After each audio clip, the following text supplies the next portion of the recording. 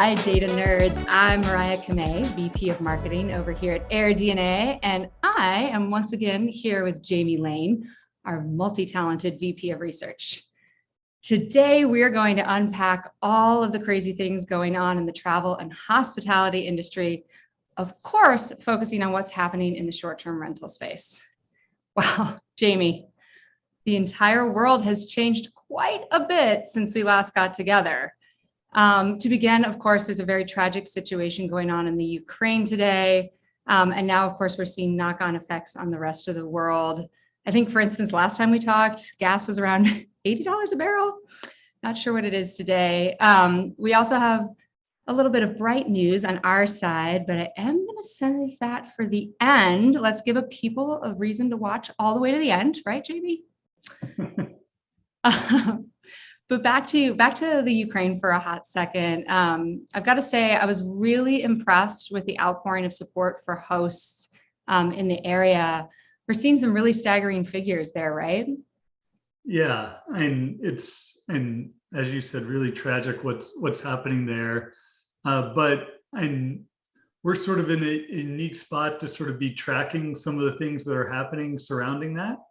So Airbnb is reporting this, our data is sort of supporting the same thing, and over 450,000 nights booked for properties in Ukraine in just the past week and a half. That's over $15 million going to hosts, and really a special way that the platform that sort of Airbnb has created is being used for good. And the important sort of mechanism there is the trust factor. So you can find properties that have a history of reviews, learn about the person that you're supporting, and then directly book there. But there is sort of other effects happening from it outside of the direct tragic effect of what's going on directly in Ukraine. Right. And that's sort of twofold. So one, we're just tracking the impact of almost 3 million refugees that are now leaving the country. And that's causing different booking trends within, right now, Eastern Europe, but we expect that to sort of spread out to Western Europe and probably throughout the entire world as people look to relocate and using short-term rentals, either paid or unpaid, as a useful asset to be able to do that. And then the second is, and as you alluded to earlier, is the rising gas prices. So we've come down a bit in just the past few days, but we do expect rising gas prices to be with us for some time. And if the conflict wages on further and we get into the sort of the heat of the summer travel season, that could begin to impact travel. And the sort of numbers that we're sort of watching is sort of $100 a barrel where we're at now. Probably no impact on the sort of strong demand that we're expecting for this summer. We get up to $125 a barrel and we start seeing marginal impact. So maybe we cut the demand growth that we expected by about in half. And if we get to $150 a barrel, we don't expect demand to go negative per se, but we do expect the demand probably to be flat versus last year. And we remove a lot of the growth that we were expecting for the year ahead. But it's not going to impact all markets the same. There's a lot of that travel is going to happen. It's just going to happen in a different location. So I know you're in Denver, so maybe you were expecting to do a road trip like out to California and see the coast, go to the beach. Right. And maybe you guys are just heading to the mountains again and using that as your summer vacation. So one of the analysis that we did was look at the average distance that guests traveled to stay in short-term rentals last year. And then that being an indicator of which markets could see the most impact from rising gas prices. Because if guests are traveling farther to get to your location, that may mean that you may see less guests this summer if gas prices sort of go up.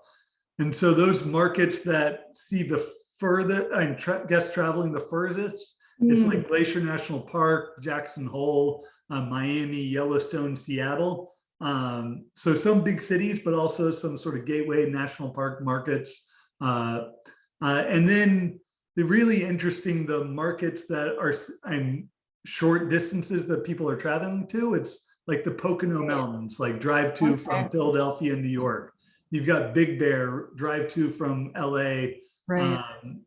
You got the North Georgia Mountains, sort of drive to from Atlanta. So a lot of the Jersey Shore. So areas that are popular, but really close to major population centers. And those should see minimal impact, if not even higher demand if gas prices increase. Wow, I love that analysis. That's such a cool way of looking at it. Well, I know that's like a lot of what could happen, but part of our time today, of course, is going to be spent a little bit on what happened last month and what we're seeing sort of looking back. And also thinking a little bit about spring break. So I know booking trends so far have been, I think, 26% higher than they were at this time for 2019. Yeah, sort of talk to me a little bit about what you're seeing from that perspective. Yeah, so beginning of the year is when we typically see the big uptick in bookings. January was, and we talked about it last month, was a great month for new bookings. Right. 40% higher than 2019. February was still good, not that high, but still strong. In terms of stays, last month demand was up about 21% versus 2019. We actually got a tick higher in February, so 23% higher than in 2019. Okay. So best February on record in terms of demand, record high occupancy. So we don't see any slowdown yet. And as we look towards spring travel, so booking pace for March and April is 49% higher than as of this time in 2019. So that's great. And it's 26% higher, as you said, than as of this time last year. So it does look like people are booking ahead of time. I don't expect that demand actually going to be 50% higher for March and April, but we're definitely training guests to book further in advance to get their get the properties in the markets they want to stay in. And similar things happening for this summer as we look towards sort of summer travel, June, July, August, we're pacing 46% higher than in 2019. So really strong demand on the books as of today. I love that. Yeah, I think we've all learned that valuable lesson of not booking far enough in advance and not getting your dream place. Well, let's talk a little bit about supply. I mean, I think, obviously that's a pretty complicated discussion. We did just see interest rates set to rise even more. Certainly a housing shortage right now that we're experiencing. What do you think that means for short-term rental supply going forward? Yeah, we're continuing to see really strong investment in short-term rentals. So we saw another 55,000 new units added last month. Wow. Which is still sort of hitting records for pre-pandemic investment. We're not yet back to or post-pandemic, we're not back to pre-pandemic levels, but we're getting there. But we are already starting to see the impacts of that new supply. So there were 3 markets last month that actually saw supply or occupancy declines by more than 15%. Big Bear, Lower Hudson Valley, Gulf Shores. And all of those were because, and the declines in supply, it wasn't because of weak demand, it was because of all the new supply that's come into those markets.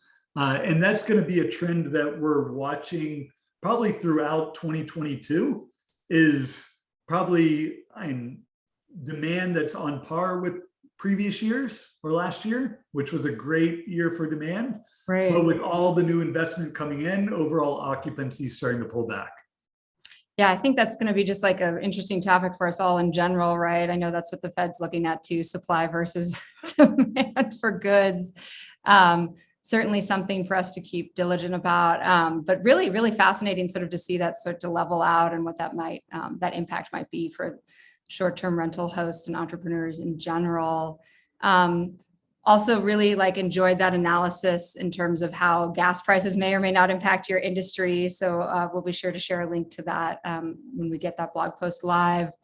Yeah. The other thing sort of around there is like, and probably the biggest question I get today is like, what's going on with pricing? Because inflation is on everyone's mind, and CPI up 8% last month, and short terminals aren't immune from it. We've got rising labor costs that go into operating and supply costs, and then still record occupancy levels. So looking forward to the spring, overall rates are up 15% higher than last year. And if you're looking specifically in the coastal destinations like Panama City, Destin, even Southern California, we're averaging up almost 20% just compared to last year. And last year was already getting pretty high. But for summer, right now, ADRs are only pacing up about 5.5%. And last summer, we saw really strong price inflation. So the comp's getting a little bit easier. I would say, and if you haven't booked your spring travel, and you're going to pay for it, but if you can sort of get on top of it now for summer, you might still find a good deal. Love that. That's good advice. It's hard to think about summer already, but I've got kids, so I've already had to figure out what I'm doing with them this summer. I get it. I love that. Well, any sort of other trends we want to call out for the folks in terms of what to think about for spring or historical before we move on to our big news? I'd like to spend a minute on us. Yeah. No, what's the big news? Oh, you haven't heard? Well, for folks who haven't heard, we are very, very excited to be announcing that we have been acquired by Alpine Investors Private Equity. This is an amazing strategic partnership for us. We are so excited for what it means in terms of being able to service our customers across both sort of the prosumer market minder space as well as all of our enterprise offering. One of the things that AirDNA really, really prides itself on is just being able to provide access to data and of course make it actionable and give you insights that you can actually react to, but give that access to a broad swath of folks, right, in multiple industries. So whether you're in hospitality, real estate, or just getting started as an Airbnb host, we can help you get there with the best insights and data. So yeah, Jamie, I'm super excited. What about you? What's sort of on your mind in terms of the future for us? No, I've been super invigorated on my initial meetings with Alpine and all the great ideas that they've got for the product, and really wanting us and them to sort of invest in everything that we do and do it better. So in looking at the product roadmap for 2022, I couldn't be more excited and what it's going to mean for our customers and the better insights, better access to the data that they're going to be able to have. So exciting times ahead. Yeah, they're coming with some serious chops, especially when it comes to data-driven software technologies. They've got a really proven track record there. And we also have a new Chief Operating Officer, Demi Hovard. We should get her I think we should get her on the next one, don't you think? I think we should put her in the hot seat and talk to her a little bit about the industry as well. But yeah, that's super exciting news for us. Again, nothing but upside in terms of opportunity for us to serve our customers even more. We'll put a link to more details on the acquisition in this below. Like us, subscribe, do all the things in all the directions. But yeah, this was a great monthly recap. I think we can call that a wrap on the recap. What do you think? Sounds good. All right. Bye, Jamie. Bye.